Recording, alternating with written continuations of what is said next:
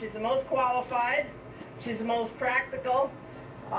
She's very intelligent. She's a very smart gal, and I think that she can straighten this country out. I personally feel, after a lot of thinking about it, that Hillary is the right choice, is the next step forward. So that's where I've landed. But again, I just want to reiterate that I think Bernie's bringing something really important to the picture that Hillary needs to embrace more of. It'd be great if he could be on her team. For the people who are left-leaning, I think she could get more actually done for the left than her opponents.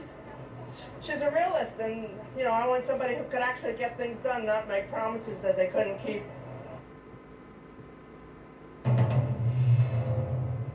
Joining me now to talk more about tomorrow's primary here in New York is Dan Cantor. He's the National Director of Working Families Party, and Jumaane Williams is with us tonight, a New York City councilman. Great to have both of you with us in studio tonight.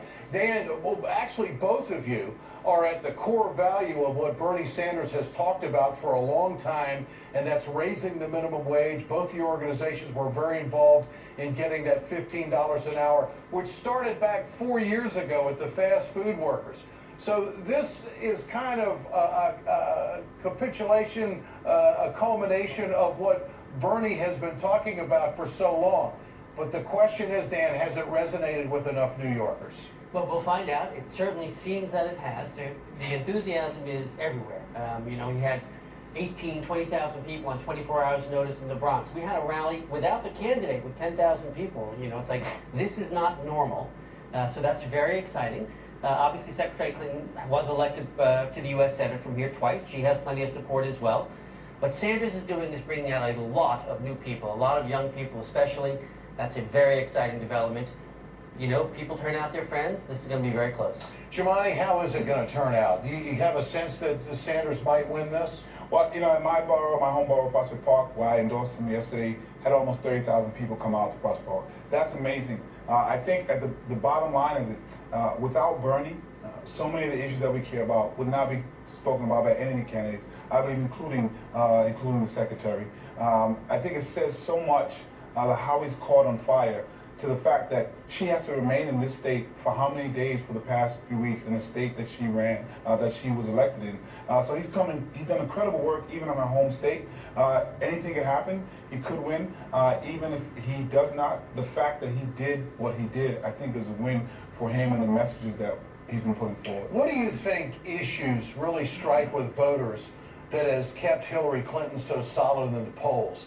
Is it the fact that she was a United States Senator from New York, or is it a particular stance on a number of different issues that she's got credibility with voters on?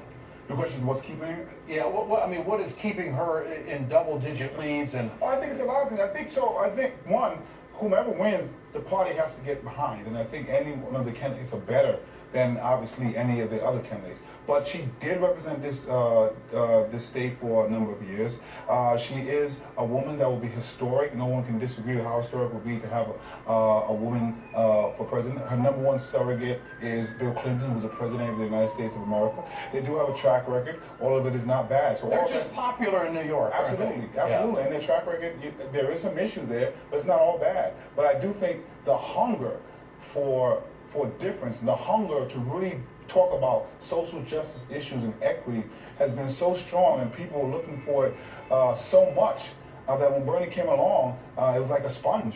Dan, why hasn't Hillary Clinton been able to bring these, quote, new people into the process? You know, I think it's what you said a little bit earlier. This is, in a sense, Bernie is the culmination of kind of a different America that has emerged since Occupy and through the defeat of Larry Summers when he was going to be the Fed chair, and Elizabeth Warren getting elected, and de Blasio getting elected, and Black Lives Matter, and the People's Climate March.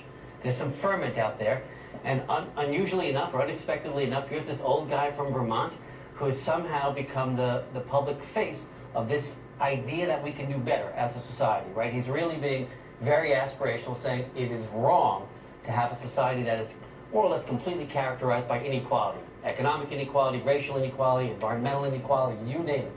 So that's the core issue of our time. It's a big deal. He has made it possible to say and think things in American politics that we weren't allowed to think or say a year ago. And it is now making Families Party support Bernie Sanders? Well, it was because of his movie star good looks and his upper-class British accent. What can I tell you? He has been saying that he has made manifest what we've been saying, only not as effectively as he has done. We've been talking about, like lots of people, we need an economy that works for everyone, not just the wealthy and the well-connected.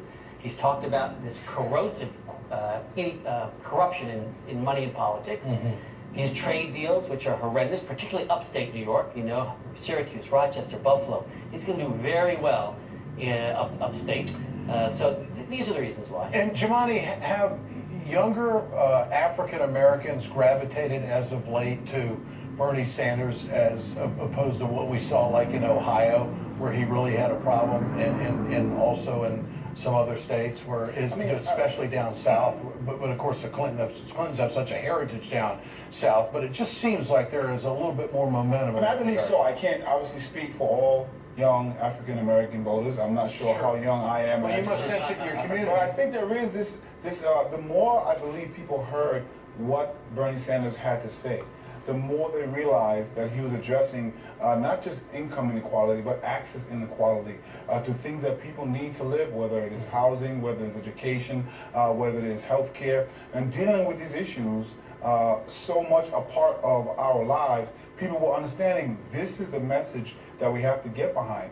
We're tired of the status quo and incremental change. We have to go for the political revolutionary moonshot. Okay, Jumaane Williams, councilman here in New York City, and Dan Cantor, who's the executive director of Working Families Party. Great to have both of you with us tonight here in New York. For more on this, let's turn to a couple of radio talkers.